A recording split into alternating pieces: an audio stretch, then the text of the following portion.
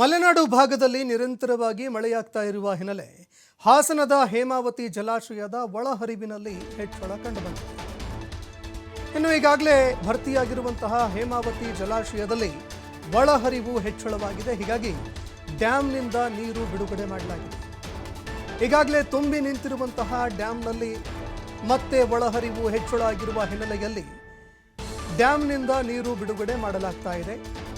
ಜಲಾಶಯದ ಒಳಹರಿವು 32,087 ಕ್ಯೂಸೆಕ್ ನೀರಿದ್ದು, ಜಲಾಶಯದ ಹೊರಹರಿವು 27,925 ಕ್ಯೂಸೆಕ್ ಹೊರಹರಿವಿದೆ. ಹಾಸನ ತಾಲೂಕಿನ ಗೊರೂರಿನಲ್ಲಿ ಇರುವಂತಹ ಜಲಾಶಯದಿಂದ ಇವತ್ತು ನೀರು ಬಿಡಲಾಗಿದೆ. ಇನ್ನು ದೃಶ್ಯಾವಳಿಯಲ್ಲಿ ನೋಡ್ತಾ ಇದ್ದೀರಿ, ಒಂದೆಡೆ ಭಾರಿ ಪ್ರಮಾಣದಲ್ಲಿ ಮಳೆಯಾಗ್ತಾ ಇರೋದ್ರಿಂದಾಗಿ ಒಳಹರಿವಿನ ಪ್ರಮಾಣ ಏನಿದೆ ಅದು ಸಹಜವಾಗಿ ಹೆಚ್ಚಳ ಆಗಿದೆ. ಇನ್ನು ಮತ್ತೊಂದೆಡೆ ಹೇಮಾವತಿ ಜಲಾಶಯ ಈಗಾಗಲೇ ಭರ್ತಿಯಾಗಿ ನಿಂತಿದೆ.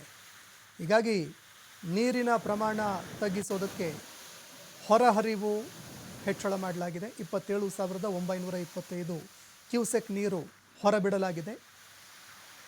ಈ ನಡುವೆ ಸರಿಸುಮಾರು 32 ಕ್ಯೂಸೆಕ್ನಷ್ಟು ನೀರು ಒಳಹರಿವಿದೆ ಅಂತ ಅಧಿಕಾರಿಗಳು ಮಾಹಿತಿ ಕೊಟ್ಟಿದ್ದಾರೆ.